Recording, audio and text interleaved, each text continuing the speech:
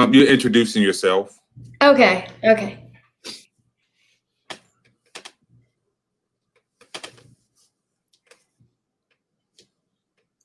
Hello, my name is Naya Vincent. I recently graduated from Flowery Branch High School. I was senior class president. Now I'm going to Wake Forest University, and I'm really excited to talk to these other class of 2020 students about the problems that we're facing right now. Okay. And I'm Zach Williams. I am the host of Conversations We Need to Have. We have Miss Ikara.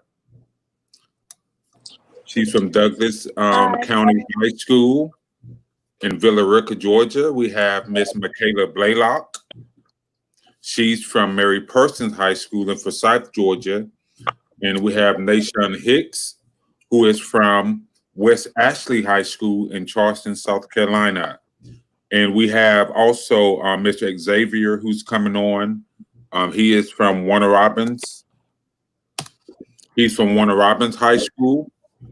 And so we're just going to be engaging these young people in some conversations about their school year, about the pandemic, and other things that, they feel is pertinent for us to know. So starting out, I want to ask Ikara, right? Ikara. Okay, so explain your school year to us before the pandemic happened, and then explain it to us as far as how that all of that played out in your high school. Well, when I was in high school, I was like very involved in like sports and stuff. So like we were doing like a lot of different events and fundraisers and stuff like that. So everything was going like smoothly, I guess you could say. And around March, like school was canceled and like we just didn't, they kept saying we are gonna go back, but we never end up going back. And then like my soccer season was canceled, so and now like we were doing like work virtually and all that, but now like a lot of things that have been canceled for us, like prom and graduation has been pushed back. Okay. You say you was very involved. What did you do? What were you involved in at your school? I was on the soccer team, and we have different types of clubs. Like there are foreign language clubs and stuff like that. I was it was mostly for soccer. Okay. Michaela, what about your school year? Like, explain how all of that change affected you as a high school senior.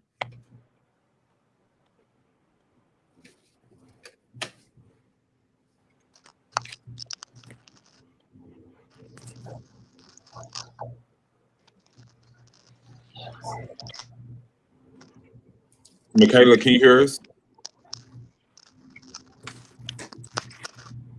I think she may be having some. Wait, I'm sorry, what'd you say?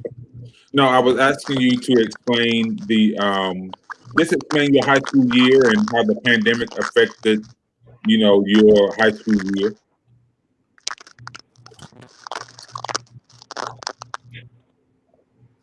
So basically, before this pandemic, everything, like you said, everything was going smoothly. As a lot of people here, you was getting ready for your cap and gowns, take your senior pictures with your class, like everything was going good. But during the pandemic for me, we had to go to remote learning. So it was kind of like crazy trying to balance out trying to graduate and remote learning because I had college readiness math and I'm not very good at math, so I had to basically teach myself the subject, the topics, and all different things that we were talking about before school had got canceled. So that was kind of hard on me trying to balance myself with remote learning. So. Okay. Nation, what about in Charleston? Was it pretty much a similar experience there in Charleston, South Carolina, where you're from? Yes, sir. It was going as a normal senior year for me. I was homecoming king. We were having a good time, and then coronavirus hit and really knocked us off our feet. We thought it was just going to be a little vacation, but it turned into something longer. Okay. Now you have any questions? Well, I wanted to ask everyone if they had any college plans, and if y'all did, I wanted to know like where you guys were going and what you guys will be studying.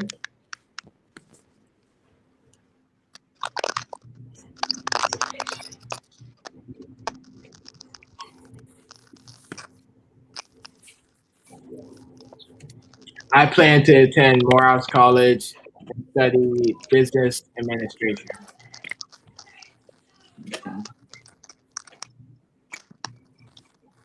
Michaela?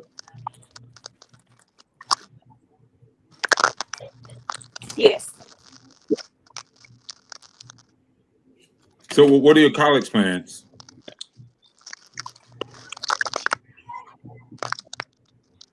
I plan to go to Middle Georgia State University, and major in special education to become a special ed teacher.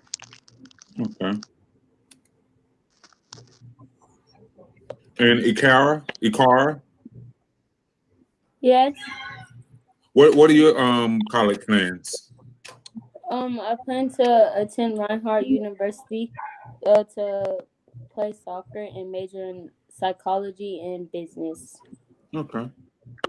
So what do you plan on doing with that? With your psychology and business degree? I wasn't really sure because at first I was still deciding. Well, I still may be deciding. I'm not really sure. But I know I do want to study general business. Okay. So we've talked about the pandemic a little bit, but I want to get you guys' perspective on how the pandemic not only changed your school year, but changed your life as a whole. Nishan, how has your life been affected by the pandemic? Can you repeat the question, sir? Yeah, I was asking You how kept breaking up. that's fine. I was asking how have your life been affected by the pandemic as a whole? Not just in high school, but your life in general. My mom won't let me go anywhere without a mask.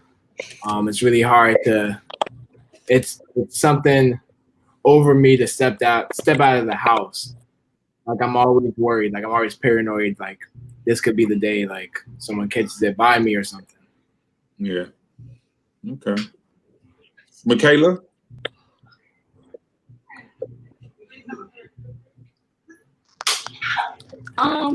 It has changed like completely because now we have to wear a mask to go like everywhere, and my dad is very, very taking this thing seriously, which you should, but it's it's crazy because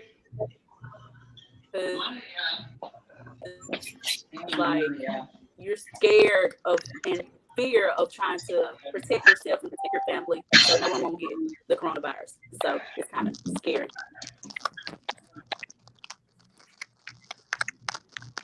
Well, Ikara, what about you? How has the pandemic affected your life as a whole?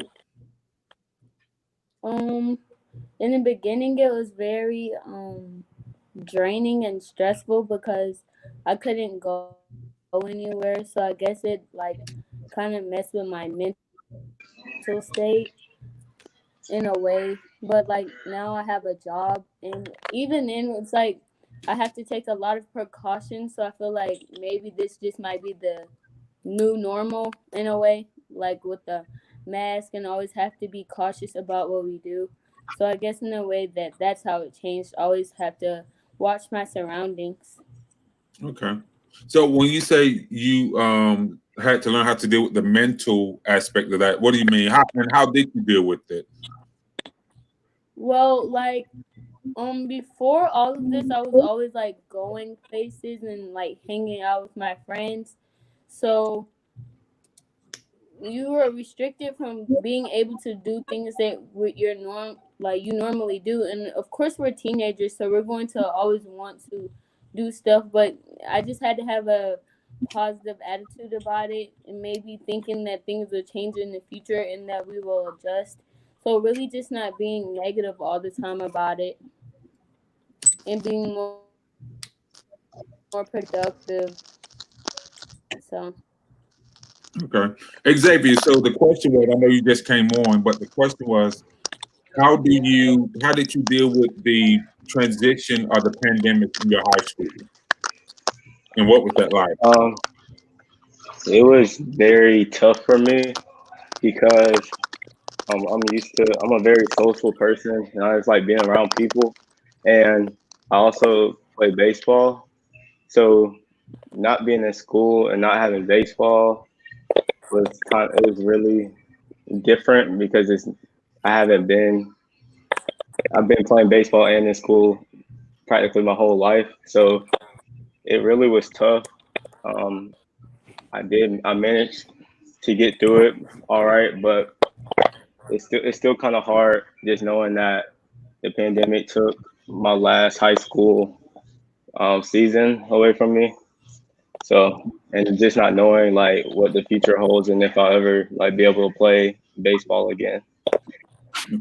So, are you going to Morehouse on a athletic scholarship, or are you just I going?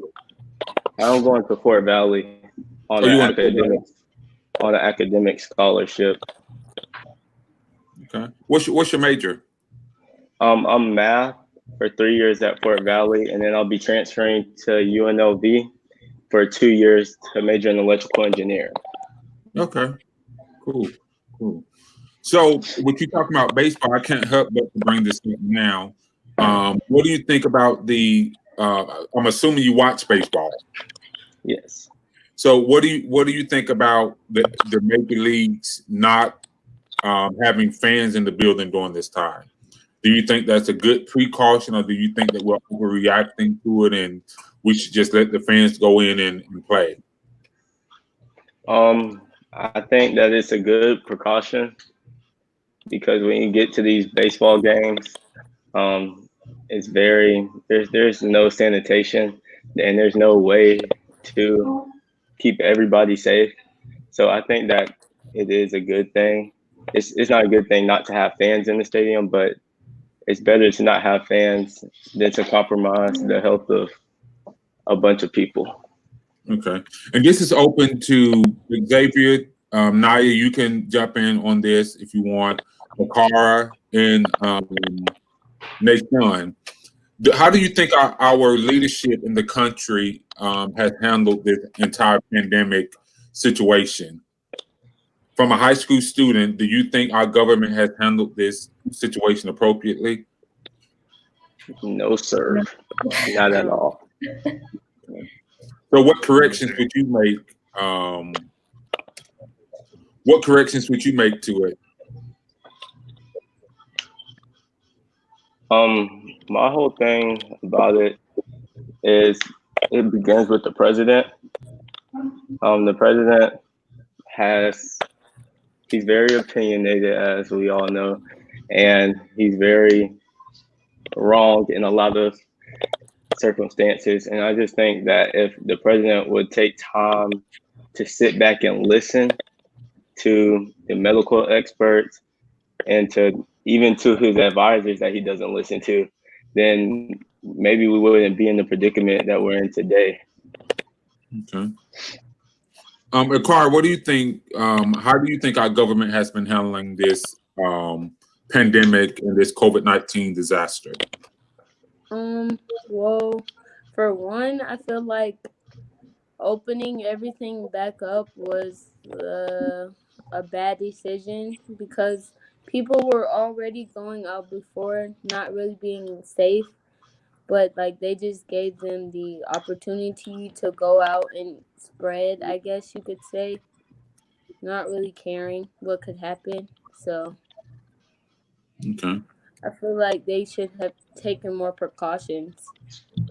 Okay. So, what would you have advised leadership to do if you were in the room?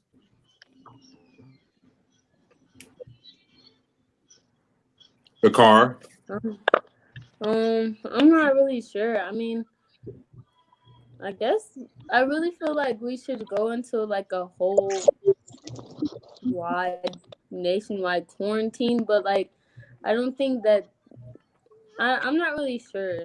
I don't really think that would happen. So Okay. Can you I repeat that for me? oh, never mind. Go ahead. Go ahead, Naya. Yeah. I would have definitely said don't open up too early. I mean, New York City was a huge hub for it, and they're already opening up right now. Georgia opened up in early May, and now we have so many new cases. I think yesterday I saw in the news that we had 952 more cases just in the last 24 hours. So I think they're too quick to kind of open up the states just to save the economy. But there's so many more people that are getting it right now, and it's probably just going to get worse. Okay. Michaela, how do you think our government has handled the pandemic situation? We haven't heard from you.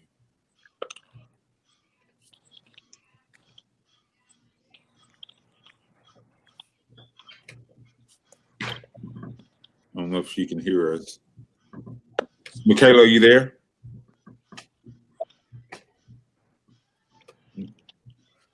I think Michaela's having some issues. So she'll hopefully be back with us. So talking about the pandemic, of course it affected you all, as far as your graduation. Xavier, I think you had a graduation ceremony today. Did anybody else have you had a physical graduation ceremony? Okay. I had a physical graduation ceremony last Saturday. Okay. Explain that experience and how was it different from the other graduations that you all may have attended that you thought that you would experience? Nashawn? Explain. Like the experience of your graduation, was it a lot of masks? Were people social distancing? What was the experience like? And do you feel like it was? Yes, sir. It was a lot of rules. They sent us a whole email about it before the date of, and basically we all had to wear masks, and you could only bring 2 guests, and we were 6 feet apart. We were sitting in the football stadium, but we were 6 feet apart, and then when we got our diplomas, we were still split up a little bit. We were just glad that the sprinklers didn't come on and spray us during the graduation, but it was very there's a lot of rules towards it. Okay. Our graduation was like a drive-through one. So your family would drive with you, and then you'd walk across like a stage. They'd give you your diploma, you'd take a picture, and then you get back in the car. It was really nice that we got to go physically and do our graduation, but it definitely wasn't the same as going into like a big church and having a huge ceremony. Okay. So if each of you had to sum up the year 2020 with simply a facial expression, what would that facial expression look like? Xavier's right there. That's mine. I think that's everybody's. Ikar, what would your facial expression look like? Yeah. Naya? Mine would just be like,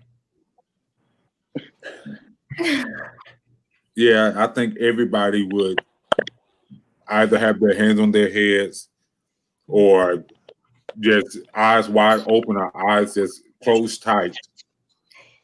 So if you had to describe 2020 using at least 5 words, 5 words to describe the year 2020. Xavier?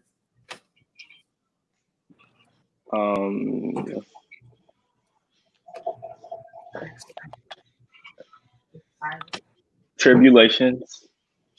Okay.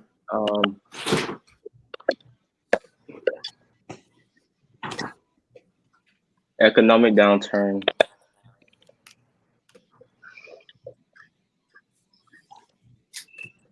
A test. Okay. Cool. Nathan? You said 5 words? Mm-hmm. Nothing will be the same. Wow. Okay. And Ikara? Um,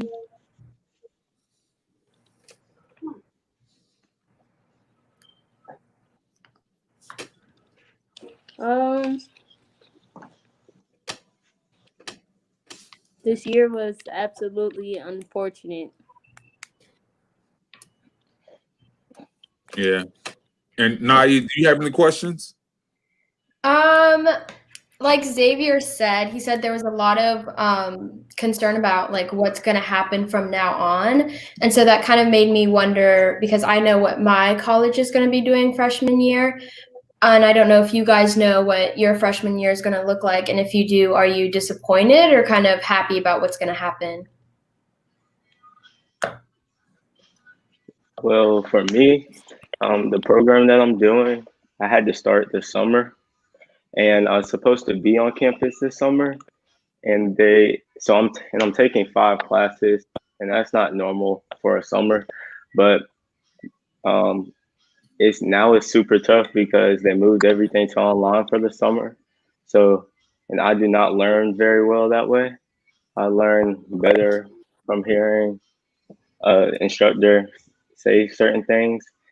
Um, but I do know that they are opening our college back up for the fall semester, and I'm not really sure what guidelines have been set, but it's kind of impossible to follow social distancing when you're living like on top of each other. So, True. Ikar, you want to answer Naya's question? I couldn't hear. I was asking what your college is planning to do for the freshman year, considering the whole pandemic. Well, I'm not really sure. They haven't really said much, but like for like orientation, it's virtual. We're supposed to be going back on August 15th, but other than that, they haven't really said anything. I'm not sure if I feel completely safe being on top of each other like that, but For me, they tried to tell us that they were going to do like delivery for our food instead of dining halls, maybe. I was like, it's not unlimited anymore. Wow.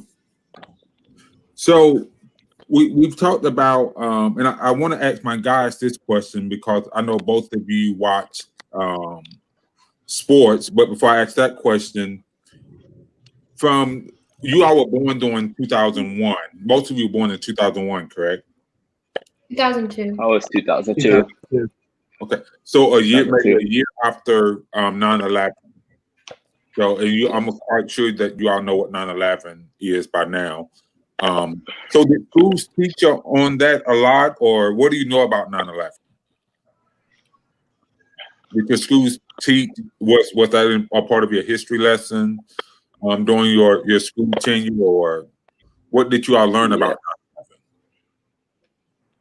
9/11, what it is in our history book, it was like a part of our curriculum, and pretty much they tell you, most of my teachers, they only are going to tell you there was the Twin Towers and terrorists hijacked airplanes and crashed them into the Twin Towers and one into the Pentagon. And a lot of people, it was a terrible day, and that's pretty much all they tell you. But I know like one of my teachers, they showed us a video of like inside the airplane, like at the moment. But they haven't really gone into much detail on what happened. Okay. Nashawn? I had ROTC this year, so my chief actually was there when 9/11 happened. He was at the Pentagon. It just didn't hit his side of the building, and that day is really rough.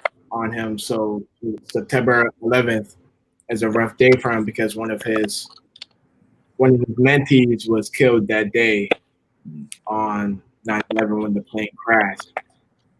So what I get from that day is that it was a tragic day in history, and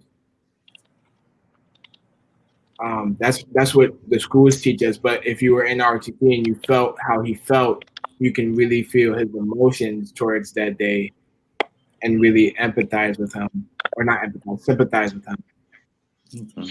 of how much that hurt the world. Yeah. So this next question is for Naya and Ikara, because both of you are close to that Atlanta area. So my question is, Naya, last week we talked about Mr. George Floyd, and not even a week has passed where another person of color has been killed by law enforcement. So now we see that the officer was charged with felony murder and 10 other charges.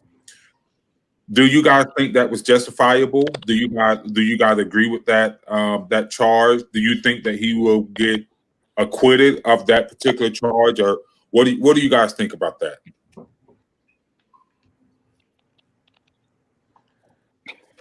Okay. Well, for me, I feel like they do this a lot where they'll charge these officers, but at the end of the day, they probably will never actually be convicted.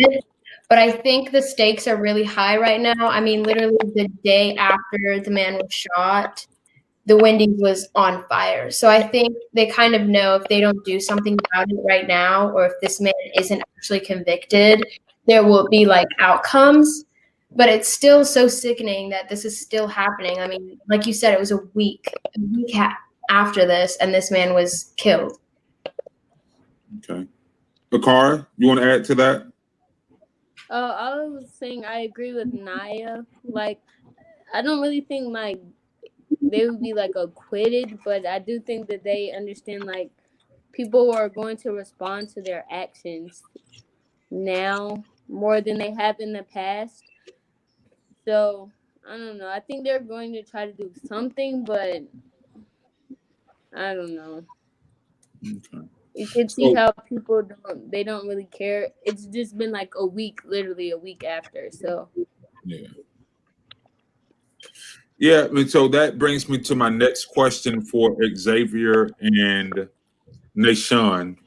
As young African American men, when you see law enforcement, what goes through your mind when law enforcement addresses you?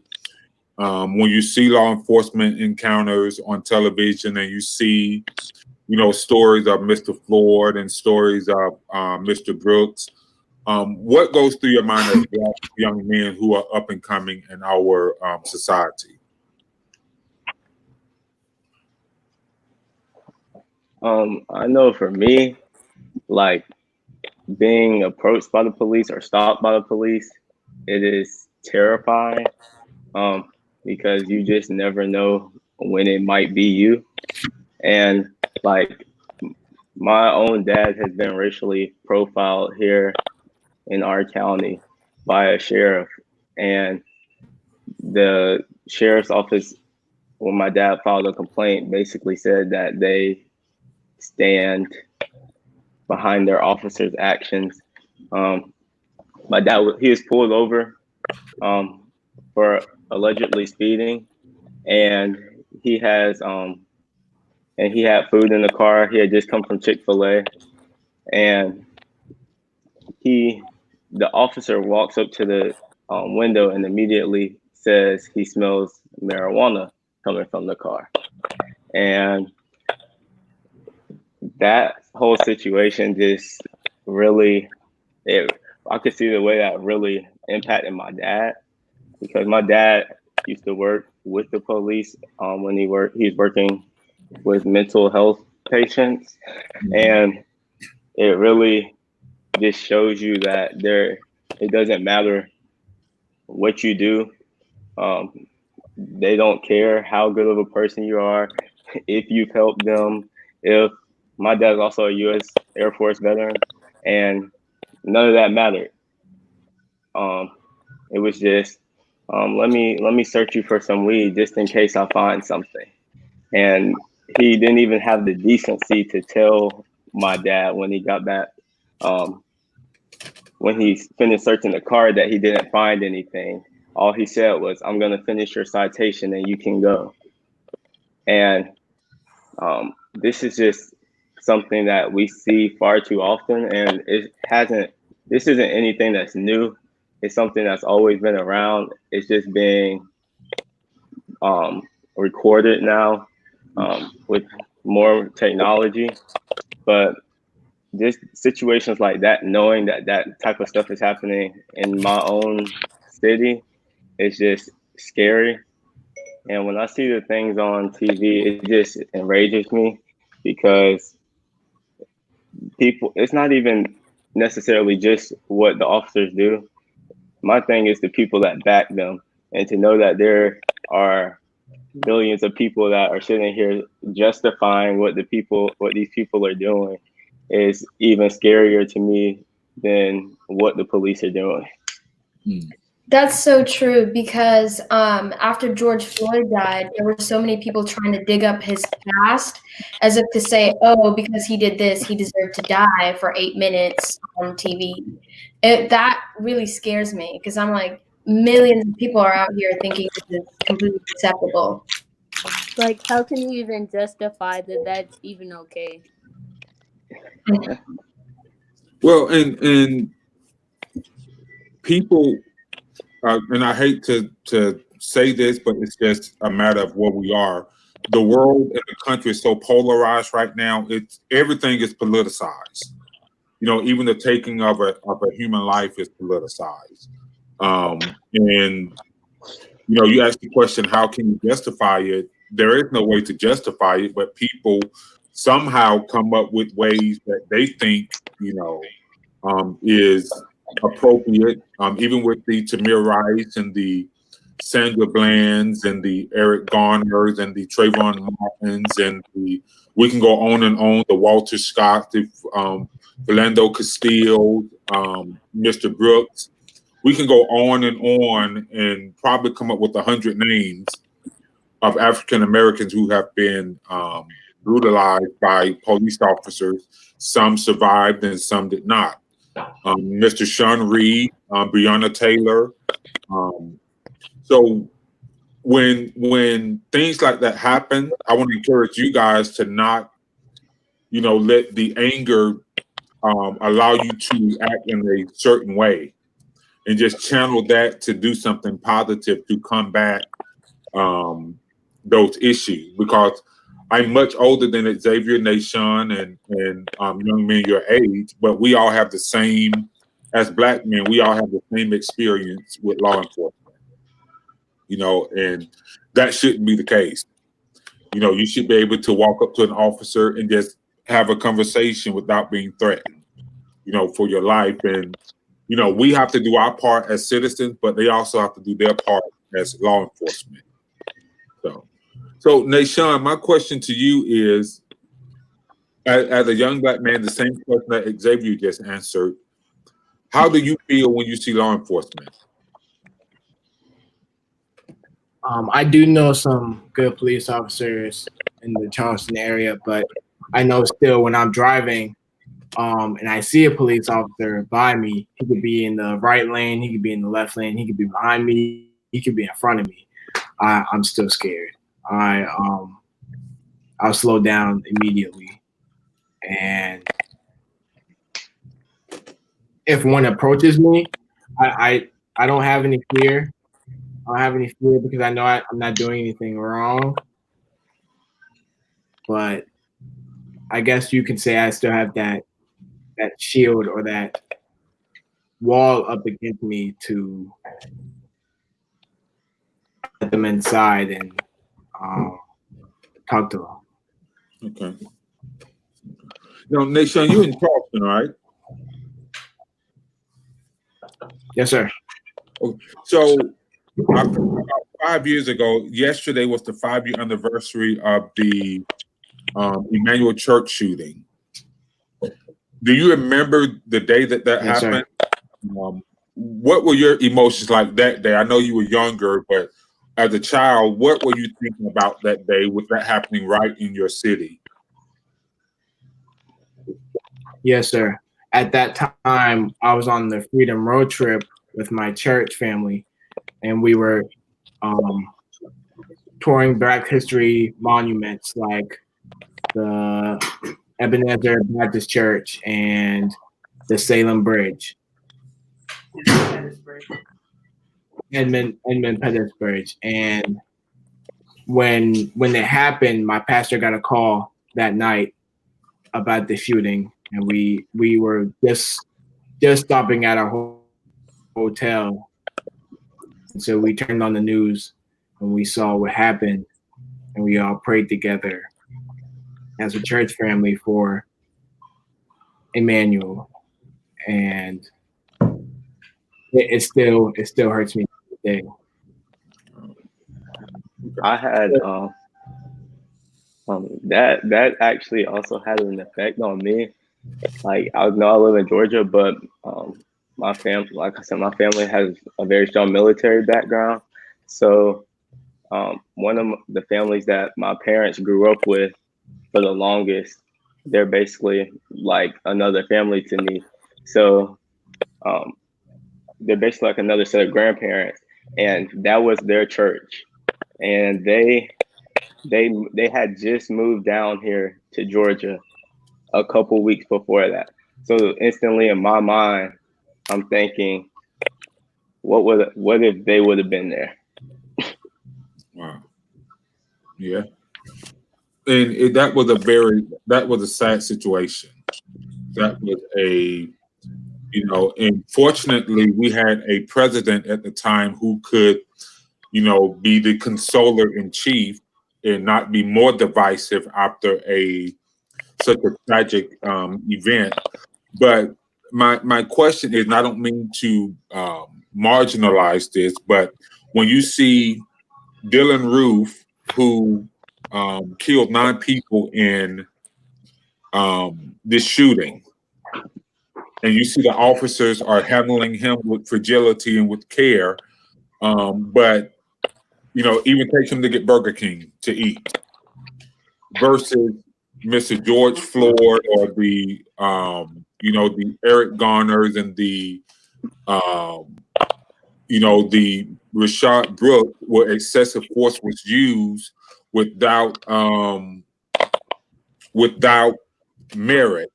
Ikara, how does that make you feel as an African American?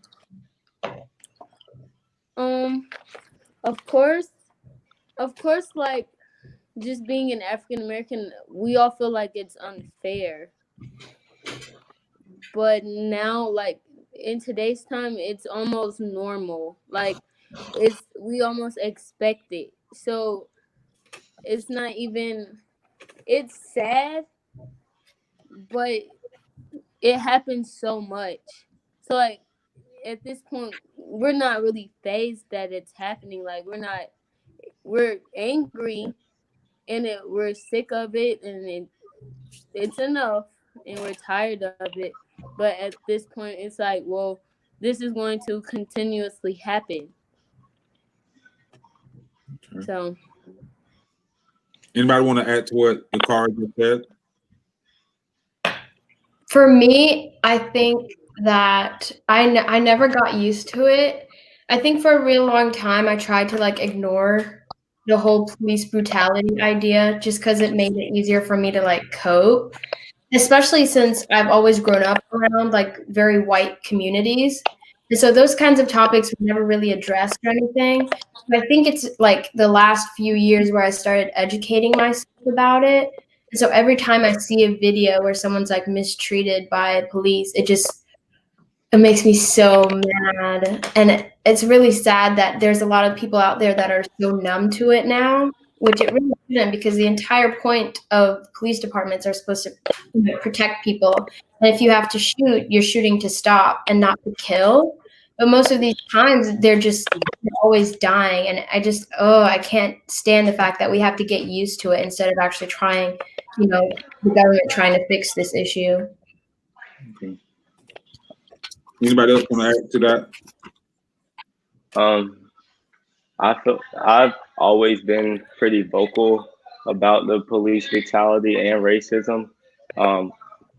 This town here, it sometimes can be very. There are a lot of racist people here, and like matter of fact, I just was sending an email to our principal at the high school like a day ago about a series of videos from a kid that I personally had confrontations with over racist comments, him using the N word.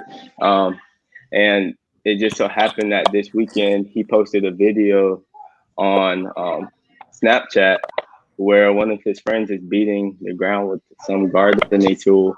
And he decides, and they all start laughing. And then they say, "Whip that slave."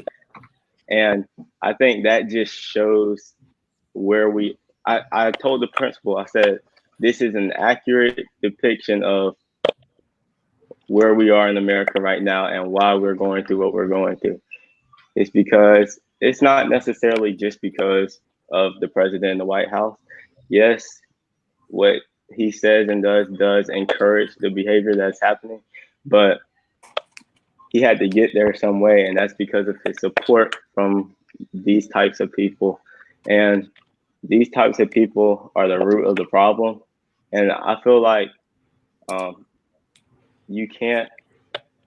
people try to argue with these people, and arguing with them doesn't do anything except fuel them. So the more you argue with them, the more you start to prove what they're calling you. And so I've had to learn to pick my battles, even if I know that I'm being treated wrong.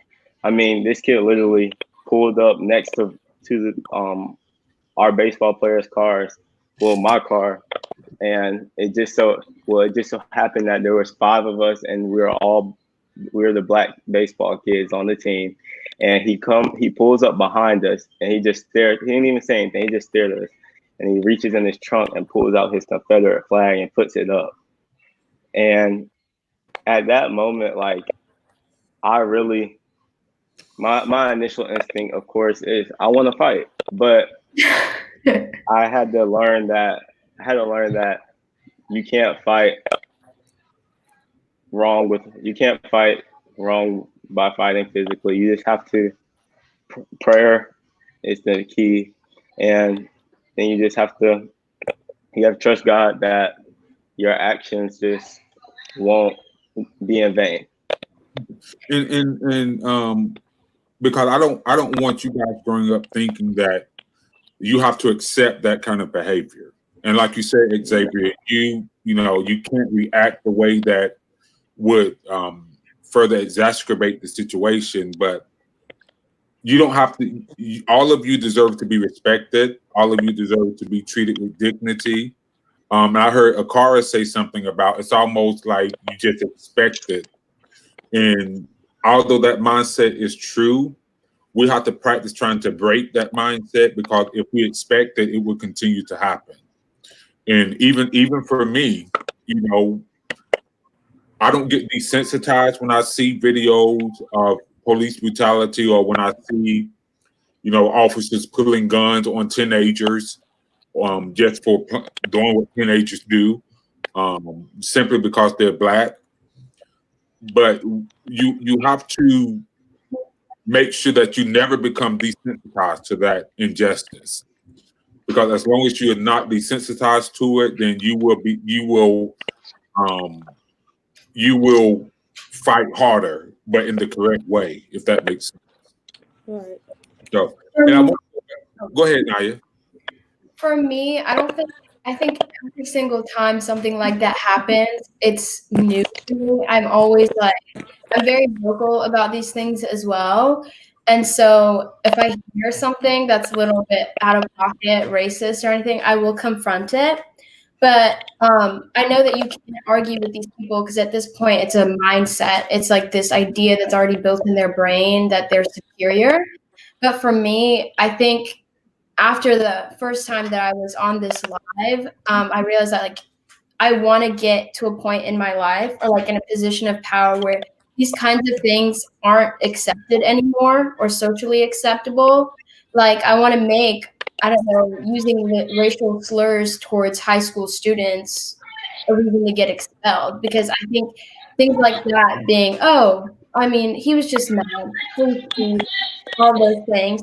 So I want to get to a point in my life where I can actually make a difference about it. I don't really care about sitting there and saying, hey, it's wrong. Let's talk about why it's wrong. Because at the end of the day, they're not going to change their mind. But I think we should make it so that they can't use those kinds of words. They can't act in those kinds of ways. So I want to ask a question to go along the lines of when we talk about celebrities and we talk about, you know, religious leaders who are sort of coming out of pocket with some of their comments. And three come to mind. Now that we're talking about it, and this is for Nashawn and whoever else wants to follow in after him. When you hear comments from Drew Brees and Xavier, I'm coming to you about your hometown friend in just a second, but I want to talk to Nashawn about Drew Brees and his comments about not kneeling. Although he has retracted that statement and he has vowed to learn, you know, about the culture of African Americans so that he don't misappropriate statements like that again.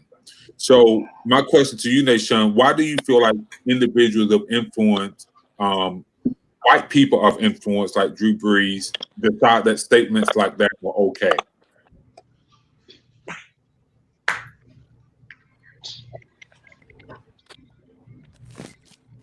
I feel as towards the whole Drew Brees situation, I have a friend. He's a Saints fan. I've always disliked the Saints. I've always didn't like their team. But that's a different story. Drew Brees, I believe that he should be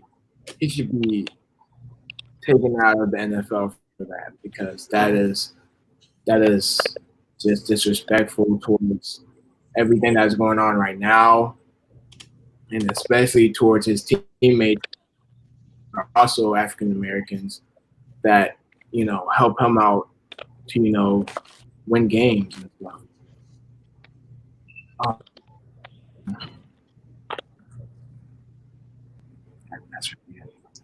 That's all I had. I didn't really look too much into it because I just knew I didn't like it. Okay. And Xavier, I'm coming to you, I promise. I know exactly why you are being antsy over there, so I'm coming to you. So when we talk about Colin Kaepernick, in years prior to Mr. Floyd, George, you know, Rayshard Brooks and others, Mr. Kaepernick was taking a knee to protest this injustice. He was blackballed from the NFL. You know, conservative Americans, the patriots of America, condemned his actions as disrespectful to the flag, without taking into account why he was doing it, without understanding the history of the national anthem and as it relates to the depreciation of Black people in its original lyrics. What would you guys say to Mr. Kaepernick now that all of this has taken place and people are starting to take notice? What would each of you say to him if you were in a room talking to him about this? Naya, we'll start with you. I would just say you are amazing. You're doing great things, because I think it took so much courage. I mean, he did that on national TV in front of thousands of people. And I think he very well knew that there could be a lot of backlash from it, because people are very patriotic here. And I mean, there's nothing wrong with taking pride in your country, but a lot of people took it the wrong way. They thought that he was kneeling because of the flag instead of kneeling because this is the land of the free, but they're killing and locking up a bunch of African Americans. Do you know what I mean? I think a lot of people took it the wrong way, but I wanted to, if I could talk to him, I'd just applaud. I think he was really brave for that. Ikara, what would you say to Mr. Kaepernick? I would tell him I think he's absolutely right in his actions. But like Naya said, that was very brave. I know he knew there would be consequences, and he still went along what he thought was right. So I don't know. I just think he's just in what he did. Okay. Nishan? I would tell him that he did a great job and that he almost saw into the future, because what he started was a legacy, because we do it in our school now. We did that at graduation. We kneeled during the pledge, and every single time they say the pledges of allegiance on the loudspeaker. Okay. Okay. Now, Xavier, my question for you is, one of your hometown celebrities, Jake Fromm, had text messages leaked of him, pointing out that only elite white people should have access to guns. What is your response to that? Being in the same city with him, and you can go as you want to go, or you can pull back as much as you want to pull back. But what's your take on that?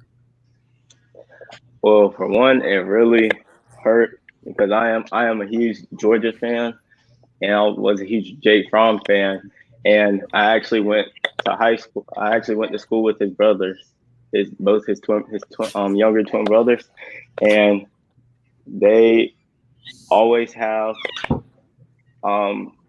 like black football players and things over at their house. They cook for them. They have them. They literally have them spend the night, and I just thought that. So it like really hurt, and to know that that's how he's thinking.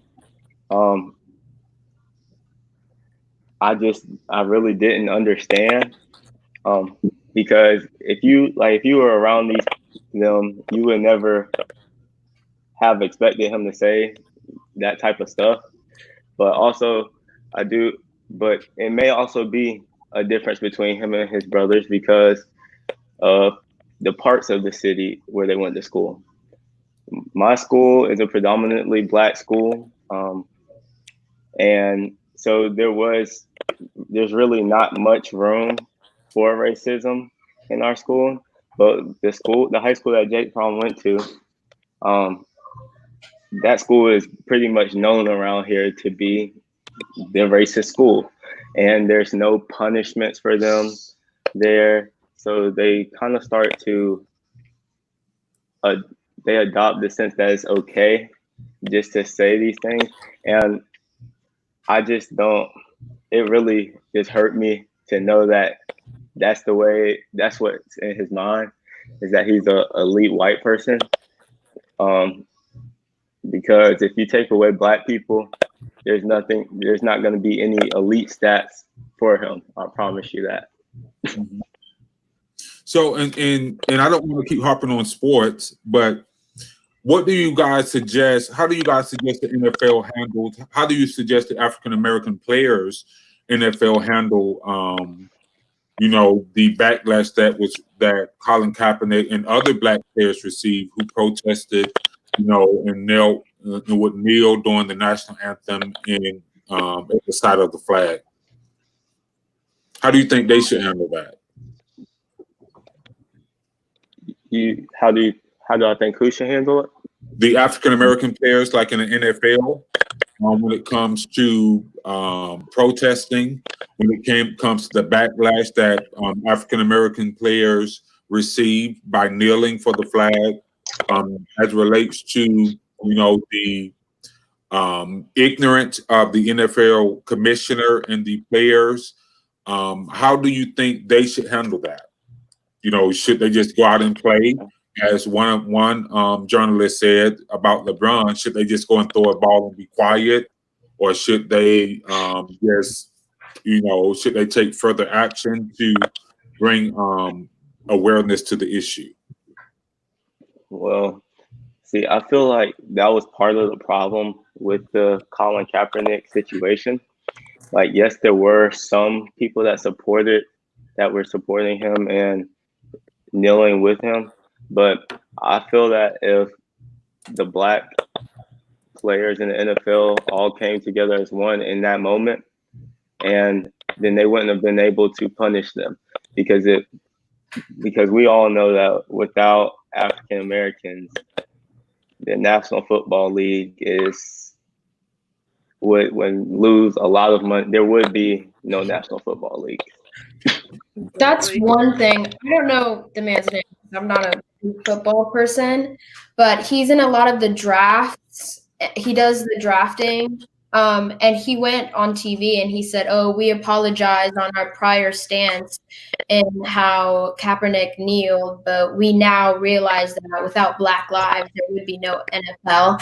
And I thought it was great, but at the same time, I was like, maybe you should have realized that before the man got kicked out. Yeah. And you talk about Roger Goodall. He's the commissioner for the NFL. Mm-hmm. And I think that those statements, it was kind of just all talk to me because that did not come out until after some of the black NFL leaders spoke out by making the video that said what they wanted to hear. But now he's telling them what he wanted to hear.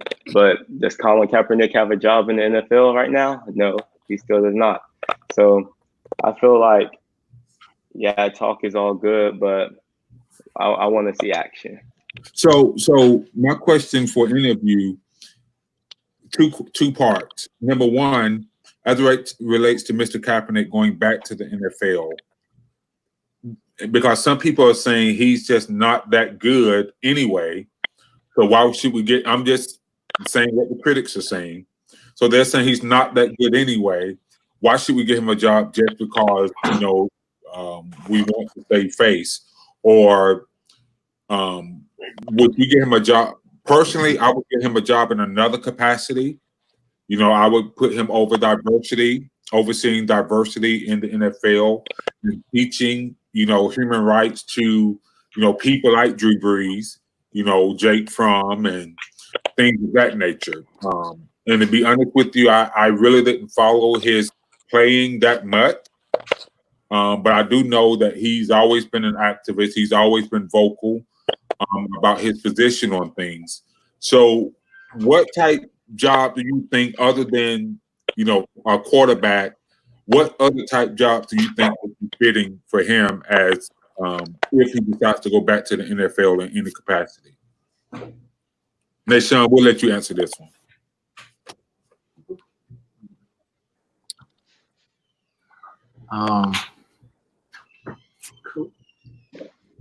You could say he could become a coach. People say that he can't play anymore since he's not good enough to play anymore. He could become a coach.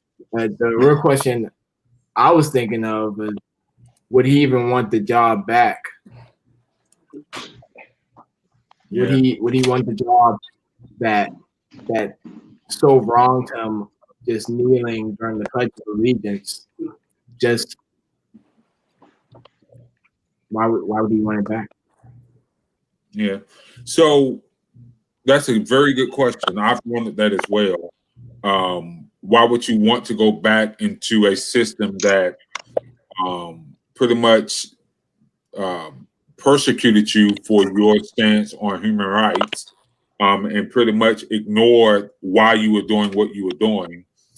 But my next question is, and this is a suggestion that I think would benefit and teach a lesson. All of the black players get together with black billionaires and form their own league, and allow that to be our source of entertainment. Because like Xavier and Nashawn, all of you said, it wouldn't be an NFL without African Americans. It wouldn't be an NBA without African Americans. So the power rests within, the African American community, and how much work do we want to put into finding a solution? So, Wow, could you imagine if we were able to form our own league? I mean, we would crush everything. I mean, Ice Cube has three. I mean, Ice Cube has the Big Three league that you know, and it's more entertaining than the NBA if you watch it live. You know, and I think that's a viable solution. I think it's very possible, you know, with the millionaires and billionaires in the African American community who has lent their voices to finding solutions. So, And I think that also is a concept like that can not only be applied to sports, but also to America in general. There would be no America without African Americans. African Americans built America. And so I feel like we need to start to take our money and put it back into Black communities. But in order to do that, we need to have more Black businesses, larger Black businesses, because what's happening is just a cycle, and you have Black kids, and Black kids just tend to come from the most impoverished places, and they go to high school. They might get their diploma. They might drop out, and they're competing for these situations. They're competing for these positions at colleges and things of those nature, with kids that have had no worries financially ever in their life, that have all the resources, that have all the connections. And I feel like if we could begin to build more connections between wealthy African Americans to help build up these communities, I feel like that could help us as the Black community just grow and really show that we basically run America, even though we are only about 13% of the population.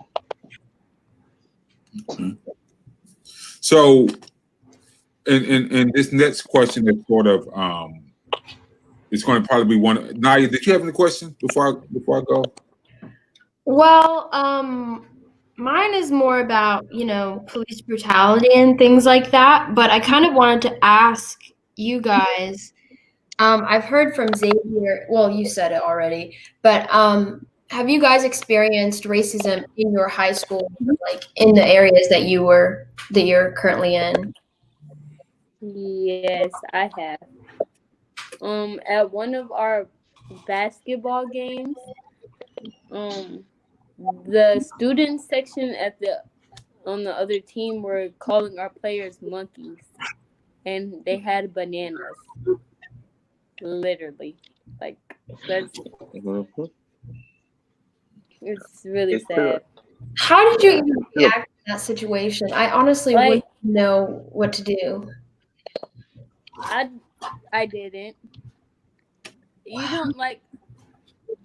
I don't know. Like this really speechless. Like you're speechless when you see something like that. Like they're literally okay with literally calling us monkeys. That's just so sad. And it doesn't. They don't think it's wrong. It's normal to them. I'm like, what the heck? Why do you feel okay doing that? Yeah, it's pretty normal, honestly. Like, this same school that Jake Fromm went to, they were at one of our softball games. They called our softball player and everything from N-words to whores to all types of stuff. And like I said, there were multiple complaints filed, and their principal did nothing about it. And it's because their parents are the wealthy taxpayers in this area, so they get what they want. Their kids have no consequences for their actions, but you really can't react to it. because it's almost a lose-lose situation for you, because Right. if you react to it, you're going to get in trouble. 100% you're going to get in trouble every single time, and they're not going to get in trouble. Nothing's going to happen, or you can just be quiet and you won't get in trouble. But I'm to the point, I had gotten to the point to where I didn't care about getting in trouble anymore, because I felt like there was something, I felt like the purpose was greater than me being in trouble. So I would say stuff, and I've also had teachers from my school that will say stuff to these students, and I really respect the teachers at my school, because even by other teachers, our school is looked down upon, and because we do have the lowest graduation rate in the county, but we also have the highest poverty rate in the county. And I mean, it is what it is, but most of our kids are working jobs just to help their parents pay bills. And we're compared to the other schools that, like I said, that don't have nearly the percentage of impoverished kids. And I just think that basically money is the biggest issue, and it's allowing these kids to act however they want to with no consequences. And so honestly, the only way you can't really, there's not necessarily a right way to react to it, in my opinion. Michaela said, yes, I have many of times. One time was when my people had called me and my group of friends the N-word, and I was taught that you killed them with kindness. So I want to ask a question about that, because Ikara, I don't know if you are, a philosopher or you just want to throw hands sometimes. So I'm still trying to figure that out. But No, I'm not a violent person at all. okay, so and when we hear statements like Michaela just made about kill them with kindness, sort of goes similar to the Martin Luther King's approach of nonviolent, peaceful protests. Do you all think that is effective, an effective means of engaging those people who seem to disrespect you or seem to not hold you as in the same class of citizenship as they are? Do you think that is? I think it's hard to do, but in a way, I feel like when we do kill them with kindness, it does make them more mad, because like you're not arguing with them or anything. You don't have anything to say. Most of the time, I feel like they do want a reaction out of you, but like you said earlier, we don't have to take disrespect in any way. We can always speak up for ourselves. So I feel like a lot of the times this treat them with kindness. I mean, it will make them upset, but I feel like the amount of anger I'm feeling from being treated that way, it's so hard. It is so hard to be like, oh, haha, let me treat them with kindness. It's really hard. So, like, my idea as to how to fix it is give them consequences. Like, hold up that phone and videotape them saying something. Email teachers, somebody, because at this point, just saying, hey, that's rude, it probably doesn't really change anything unless they have some sort of consequence. Yeah, I do think that kindness, I wouldn't necessarily call it kindness, but I explain to people all the time not to argue with ignorant people, basically. And a lot of these people you can't even blame for what they're doing, because they don't know any different. This is what they were taught. They were taught to hate you. Yes, you may have been raised in a house that respects everybody, but they weren't. And I think you have to take that into consideration when you are talking to people.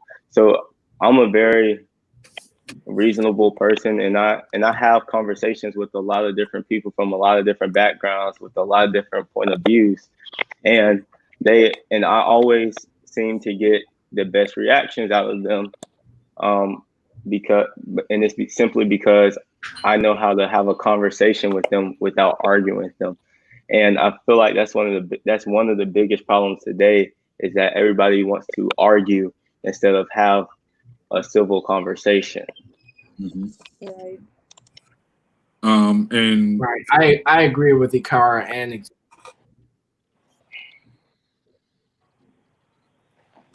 I agree with Ikara and Xavier, because at time, I mean, you should never be in a place where you can't stand up for yourself. You should always have that right to speak up for yourself, but also always approach it first in a way that you're not arguing with them, because you can't beat fire with fire. But at times you will need to use, violence, or self-defense, as I should say. I kind of wanted to ask, considering, like you said, with during the game, they were pulling out bananas and calling you guys monkeys, and then there are other people just blatantly calling you the N-word. Where's like the staff during that game? I'm just confused. How does that just get ignored and nothing happen? I mean, if they're all pulling out bananas, at that point, I feel like someone should have intervened. I mean, there's so many of them, and if you want to be honest, in that surrounding, the adults or supervisors agree. Like, that's how it is. They agree. They don't see anything wrong with it. I mean, and that's not the only incident that I have come across with racism. I'm not sure if you guys were aware, but it went viral on TikTok from Carrollton, Georgia. They were. Do you guys know how to make N-words? Yes, like how to do what? How to make N-words. Yeah, so that was did they go to your high school? No, they went to Carrollton High School. Okay, and that's what, about 10 minutes from you? No, maybe like 30, maybe 30, okay. But it's like, it's right around the corner. It's not really that far, but it's local. I mean, I have friends that go to Carrollton that knew them, so it's just like, it's sad. They didn't get their diploma, but like, I'm just like, I don't know. Someone asked a really good question. I think there's a lot of different people that, have different ideas about this. So they said, can I ask a question without backlash? Do you feel as offended when a person of color calls you the N-word as when a white person does? If it is in the same context, do you find it just as offensive? I personally have never used that word. I was taught it was hateful, as I have taught my children the same. I personally, I don't really like. Go ahead. I don't really like the N-word. I don't really like the N-word. Even when we are using it as Black people, but it does have a double meaning, and it is different when a Black person says it to you and when a white person says it to you. Most definitely, it's going to be taken in a different way because of where the word originated from, and it kind of became our greeting to each other. But when a white person says it, it automatically sparks like this. It's like this fire and this memory of where the word came from.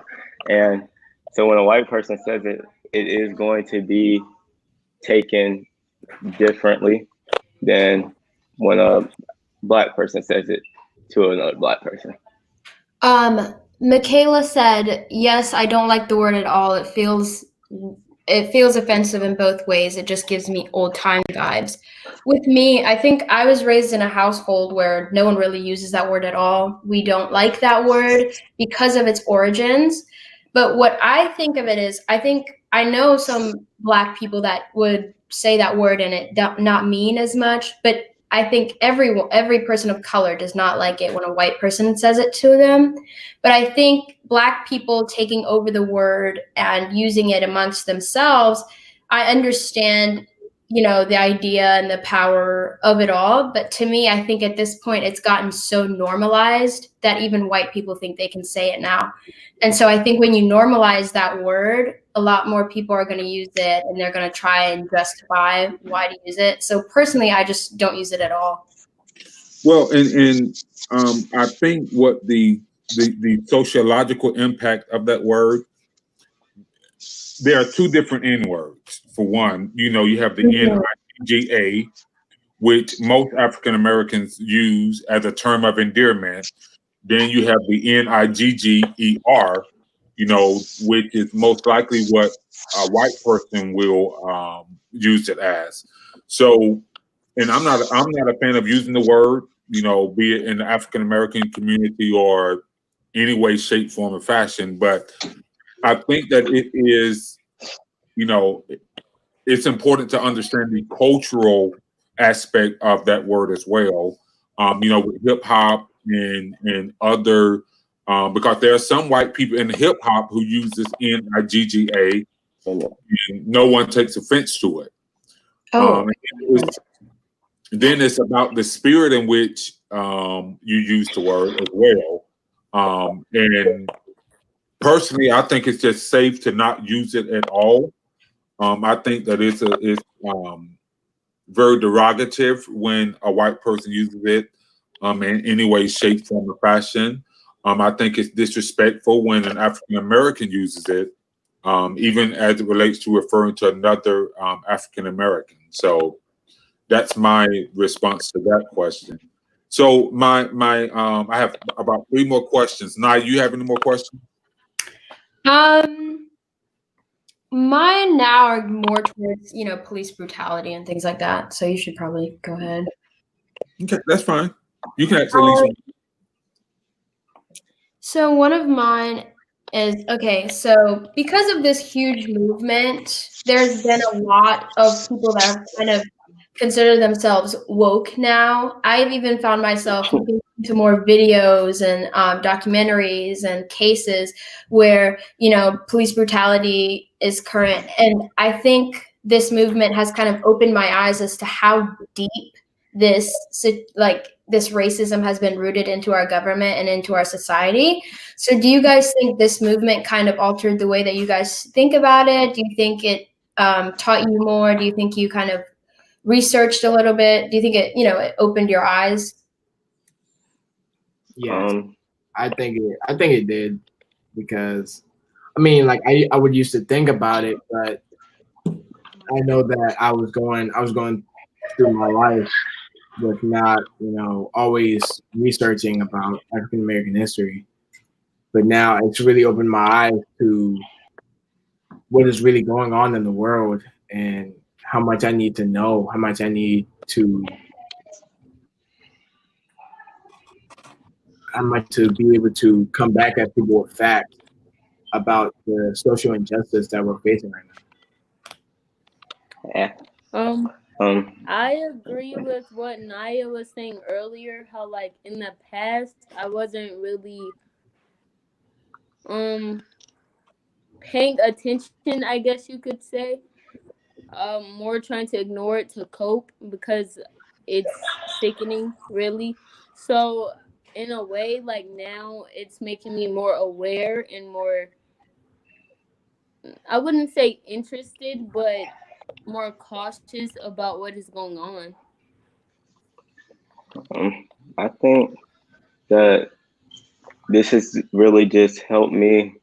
It's kind of like I said, I'm one of those people that can have conversations with people of all different types of backgrounds. So sometimes people kind of look to me to help them resolve issues. So a lot of times, so this has really given me a larger platform Um, and I just think that it's helped me because I do a lot of creative writing, and a lot of it has to do with being Black in America. And this has like really encouraged me to share more of it because I think it kind of helps people understand what it's like,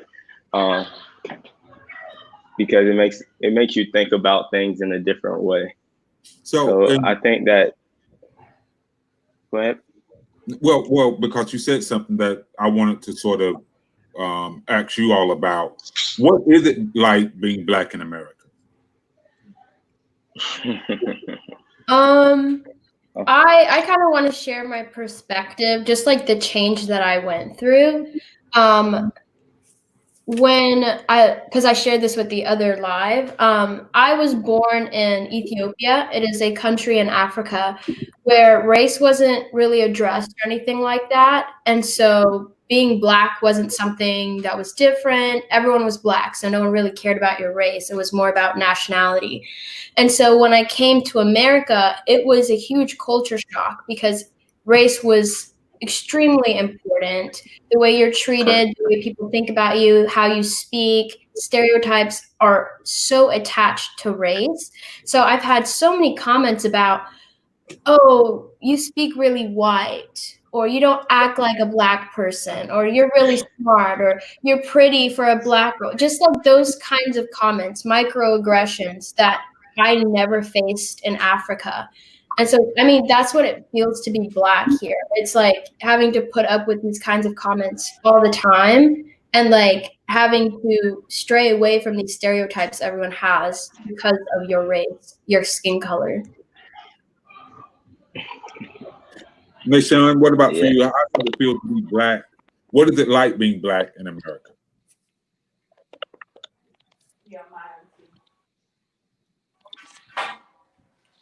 Or Xavier, while Nashawn is coming back, how does it feel to be Black? It feels like you are automatically at a disadvantage. The lesser is expected of you, and it's to where it's gotten to the point to where like even at my high school graduation, like I can tell, you see, like high school graduation, like it's still a time of celebration for a lot of other races, but it's kind of just like you're supposed to graduate high school, whereas for us, we're not expected to finish school. So when you graduate high school, it's almost like the biggest deal in the world.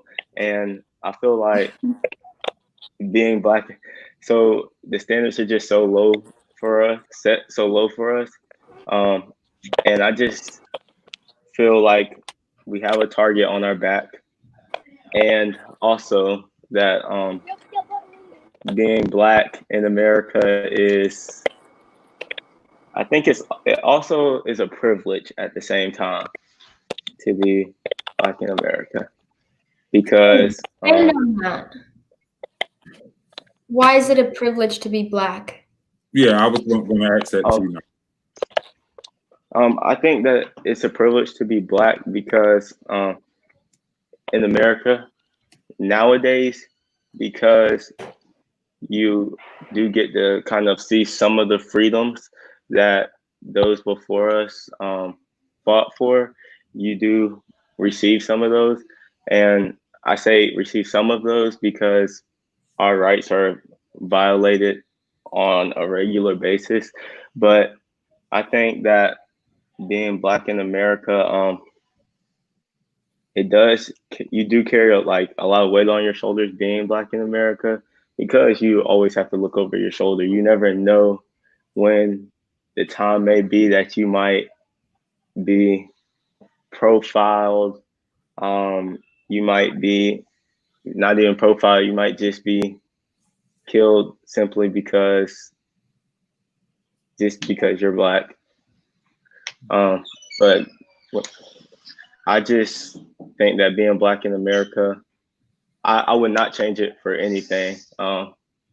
yes, it has its problems, but there's nothing that would make me want to be a different race anywhere else.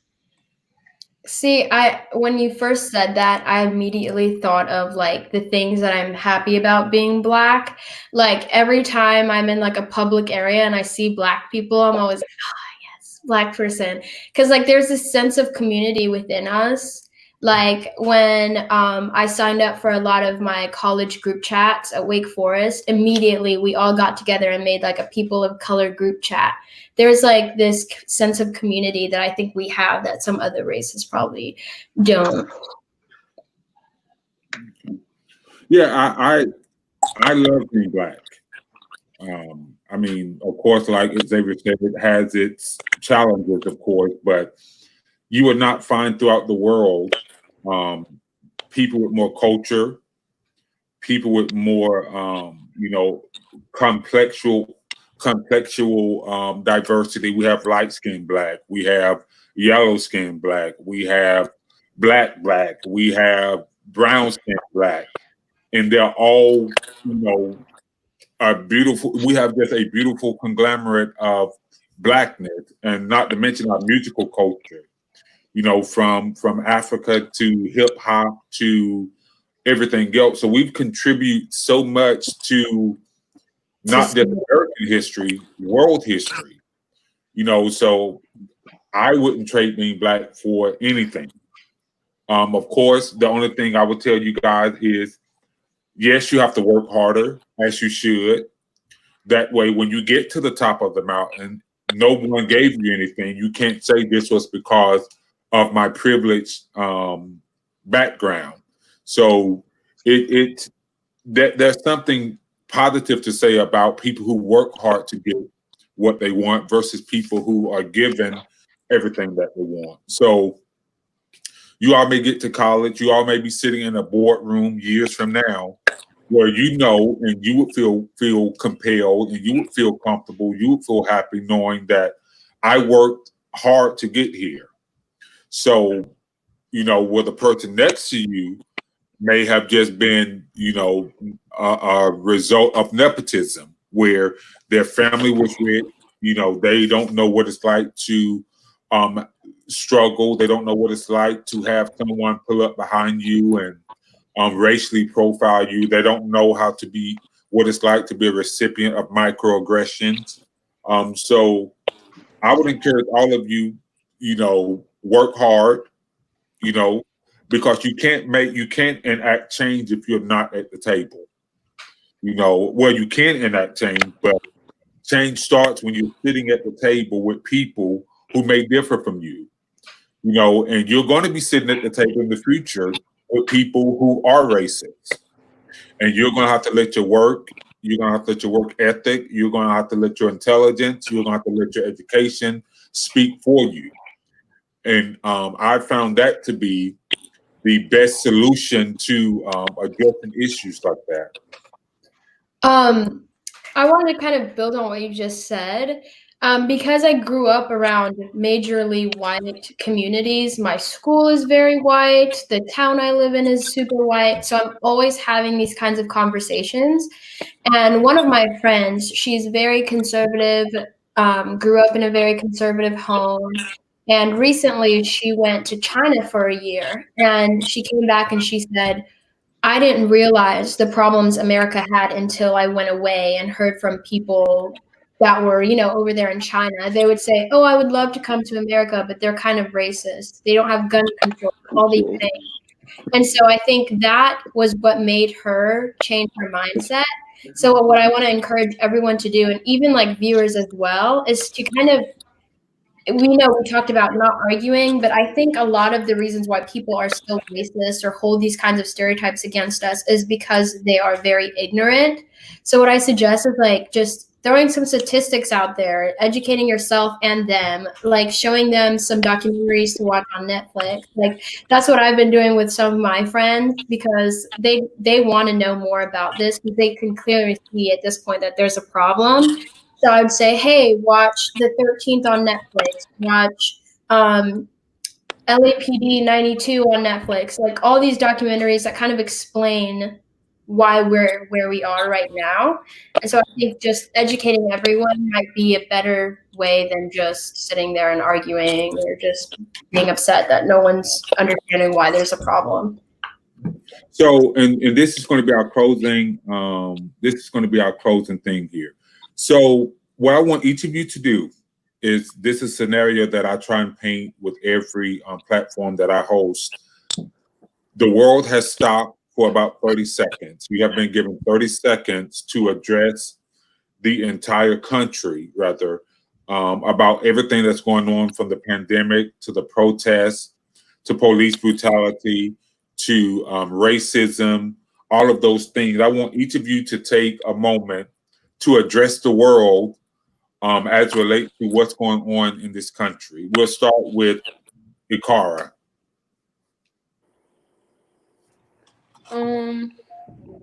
Are you saying how I would, what I would say?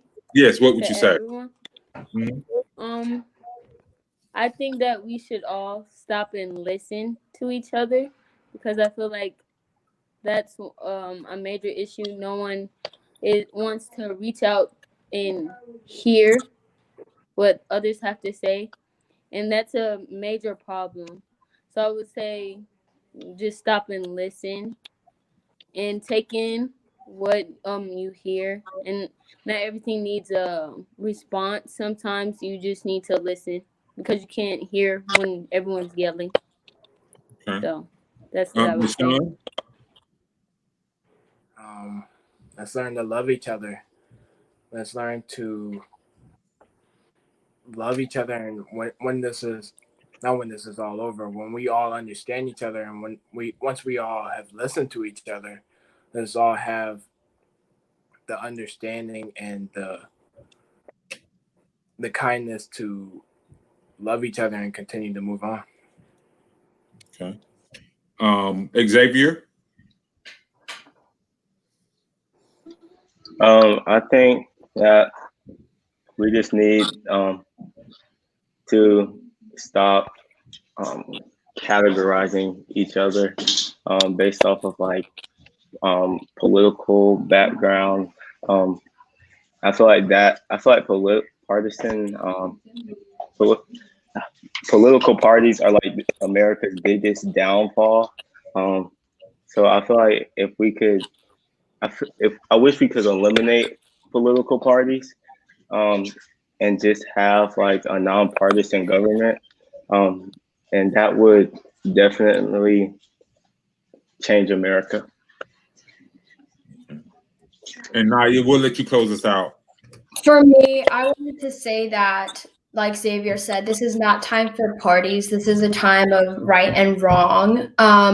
We need to address these issues now, because we've been kind of pushing these back for hundreds of years now. Police brutality has always been a thing, but we need to act now. Generation Z right now is doing great with putting things in the spotlight, recording.